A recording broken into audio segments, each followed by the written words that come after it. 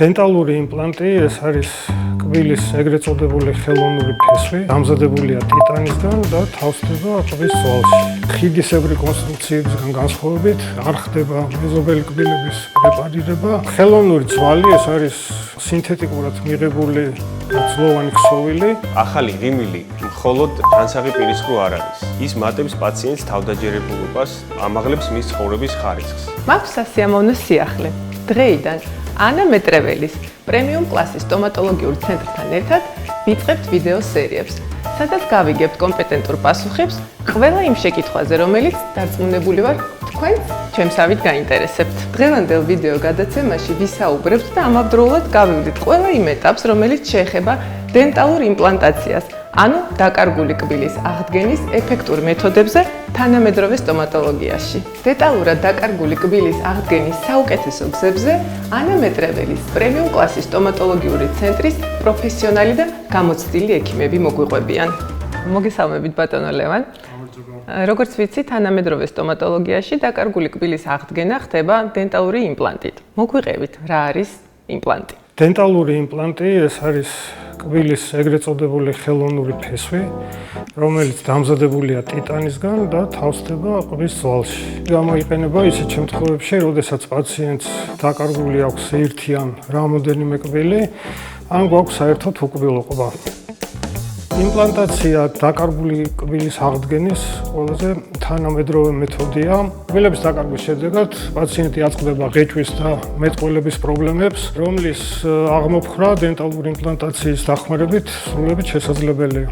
დენტალური იმპლანტაციის მთავარი უპირატესობა არის ის, რომ ხიდისებრი კონსტრუქციებისგან განსხვავებით არ ხდება მეზობელი კბილების პრეპარირება და შესაბამისად მათი დაზიანება. ასევე იმპლანტი გრძელვადიანი და უალტერნატივო გადაწყვეტილებაა. ხარისხიანად გაკეთებული იმპლანტი შეიძლება მთელი ცხოვრება გემსახურებოდეთ. არის შემთხვევები, როდესაც ხელოვნური ძვლის დამატება გვესაჭიროება. რა დროს არის ეს საჭიროება? ხელოვნური ძვლის დამატება გვჭირდება ისეთ შემთხვევებში, როდესაც პაციენტს არ აქვს საკუთარი ძვლის საკმარისი მოცულობა, რათა მოხდეს იმპლანტის ჩასმა. რით შეიძლება იყოს ეს გამოწვეული? ეს შეიძლება გამოწვეული იყოს ძვლის განლევით, რომელიც ძირითადად ხდება ისეთ შემთხვევებში, როდესაც პაციენტს დიდი ხნის წინ აქვს ამოღებული კბილი და ბუნებრივად ამ დროს ხდება ძვლის რეზორბცია, ანუ დაშლა. ანუ თუ დავიგვიანეთ სპეციალისტთან ვიზიტი. არის ასევე შემთხვევები, როდესაც ტრავმის ან სხვადასხვა ანთებითი დაავადებების შედეგად ხდება ძვლის განლევა. იმისათვის, რომ მაქსიმალურად მოვახდინოთ ძვლის განლევის პრევენცია, უმჯობესია მაქსიმალურად ახლო ვადებში მოხდეს იმპლანტაცია კბილის დაკარგვიდან. იმავე დღეს შესაძლებელია? არის ინდივიდუალური შემთხვევები, როდესაც შესაძლებელია უშუალოდ კბილის ამოღებისთანავე მოხდეს იმპლანტის ჩასმა. ეს დაგვიცავს ძვლის განლევისგან. თუ გჭირდება ძვლის ჩანერგვა, რა ხერხს მიმართავთ და რა არის საერთოდ ეს ხელოვნური ძვალი? ხელოვნური ძვალი ეს არის სინთეტიკურად მიღებული ძვლოვანი ქსოვილი, რომლის შეტანაც ქირურგიული გზით ხდება პირის ღრუში და ის შეეზრდება, ასე ვთქვათ, ბუნებრივ ძვალს. და მის შეხორცებასაც რაღაცა ვადა სჭირდება? მის შეხორცებას სჭირდება დაახლოებით 4-დან 6 თვემდე პერიოდი. არის თუ არა შემთხვევები, როდესაც იმპლანტი ვერ ან არ კეთდება?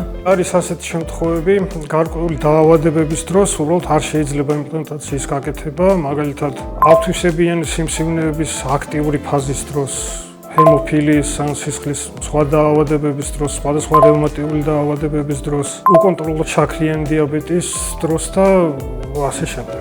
არის თუ არა იმპლანტაცია მტკივნეული და როგორია ზოგადად პოსტოპერაციული პერიოდი? იმპლანტაცია აბსოლუტურად უმტკივნეული პროცედურაა, ტარდება ადგილობრივი ანესთეზიით. კლინიკიდან გასვლის შემდეგ პაციენტი უბრუნდება ცხოვრების ჩვეულ რიტმს. ესეთ შემთხვევებში, როდესაც გვჭირდება ხელოვნური ძვლის დამატება, შეიძლება გქონდეს ადგილობრივად მცირე შეშუპება, რომელიც რამოდენიმე დღის შემდეგ გაივლის.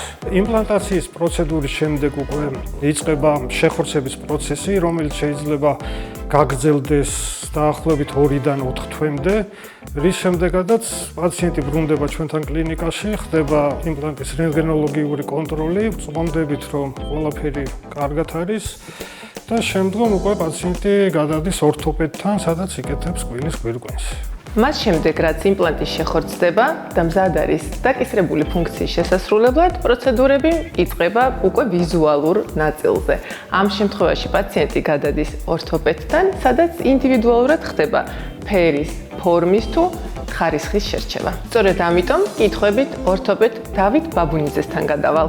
პაციენტს გაუკეთდა იმპლანტაცია და ახლა მზად არის ეგრეთ წოდებული გვირგვინის დასამზადებლად. რა ეტაპებს გავდივართ ამისთვის? პირველი ეტაპი ეს არის პაციენტის პირისხრუს ანაბეჭდის აღება.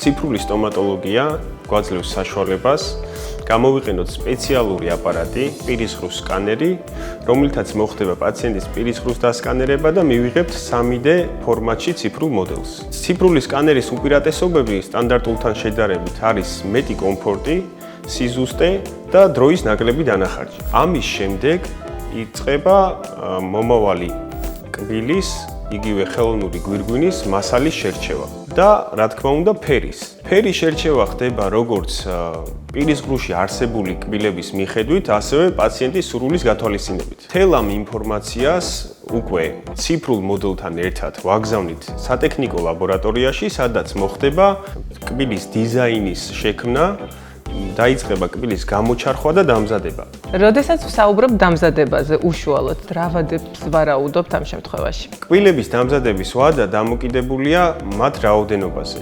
როგორც წესი სჭირდება 3-დან 10 დღემდე და მინდა აღვნიშნო, რომ ეს არის ყველაზე ბედნიერი დღე და სასიხარულო ვიზიტი როგორც პაციენტისთვის, ასევე ჩემთვის. ახალი ღიმილი მხოლოდ ჩანსაღი პირისხრო არ არის. ის მატებს პაციენტს თავდაჯერებულობას და ამაღლებს მის ცხოვრების ხარისხს. მე კი მაქვს мотивация, რომ შევქმნა უფრო მეტი ბუნებრივი და უნიკალური ღიმილი.